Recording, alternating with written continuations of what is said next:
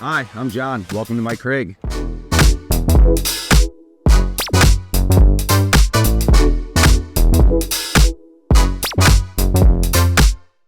Come on inside. Let's take a walk around our Scout Tuktut. So the Scout Tuktut comes as a basic shell, but as you'll see through this video, we've added a bunch of options from awesome vendors like Flatiron's Overland for the bags, all the way to AluCab. So if we start here at the kitchen galley, this is a Scout kitchen galley that we have a Dometic water pump for the sink. Above the sink is where we store all of our silverware, cups, and plates. We use Flatiron's Overland bags for that. We have an Expedition Essentials paper towel holder. And as we move around, you'll see we have some through bolts and just some little hangers here so we can strap down just anything to the counter that we'd want to not move while we're in transit. You'll see here, once I pull down the cushion, we have bed slides. The bed slides are for the actual bed itself to pull out to a full queen size bed.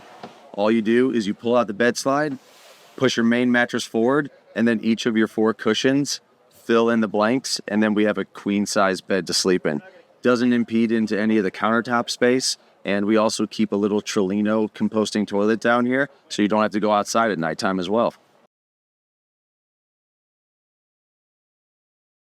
So before we move forward, if you take a look down here, we have a custom 12-gallon water tank. Our 12-gallon water tank is plumbed into a spigot to the outside for washing hands and dishes, as well up to the top of the galley for the Dometic water pump itself. As we move around front, you'll notice a custom table that we made. Simple plywood top with some locking L brackets, super supportive. It's just screwed right into the wall. The composite holds it just fine, and we got some VHB tape on the backside just to secure it down a little bit more. The Zargus box down here at the bottom, just extra storage, as well as kind of just a footstep, so while we're sitting at the table, we're nice and comfortable. Let me put this down real quick here. After we move around from the box, you'll notice we also have a Flatiron's Overland cubby. This cubby's great. It gives us some storage for our battery, which is a Dakota Lithium 135 amp hour battery, as well as when we go to sleep, keep pajamas, just any pillows, anything else that we want to in the cubby. Next to the cubby, of course, we have our Truma 37 quart refrigerator, and this is all being powered right now by the National Luna DC25 faceplate. So that faceplate is charging, or it's powered by the battery. It also has solar inputs and then the alternator input from the truck. So when we're driving, it's doing DC to DC charging. Super simple, clean solution, tons of USBs, tons of 12 volts. We have the little screen that's an option from National Luna as well, just to show us our solar charging and our battery states. As we move up from the box, you'll also notice the small thermostat on the wall. The thermostat is for the diesel heater that we have on the outside. It really makes this nice in sub 20 degree weather and just really makes it, it's super comfortable. You'll also notice too, we have something a little bit different. We upgraded our camper with turn flat tinted acrylic windows. These windows are amazing. What happens in the sun keeps everything a little bit cooler in here. Still fits, still opens up with our AluCab awning on the outside. We also opted for the flat panel windows in the front from Turn. Again, tinted, just keeps it nice and cool, and a little extra bit of privacy so you don't have to put down the screens or the shades. So if we step to the outside here, this was the diesel heater option I was talking about earlier behind this in this Zargus box. On top of it, we do have an AluCab trash can. Cool thing about this, it does have a recycle and trash port on the inside, so there's dual cubbies. It's kind of nice that you get to bring your cans home from after camping to recycle. If we move down from the box, I also have a couple roto packs on here. Currently, they're water, but you can also use gas. And then as we move over, again, sticking with the theme of flat iron bags, super light, super durable, super easy to mount. They're on these Velcro backing plates. You can pull them off if you need to, take them with you, clean them out. Just super lightweight storage on the spot of the camper where otherwise nothing else would be. If I close the door here, show you a few more things. From that 12-gallon water tank inside, we have it plumbed to a front runner water spigot. It's just gravity fed, so you can wash dishes, wash your hands. Just makes it easily, you can get to water easily.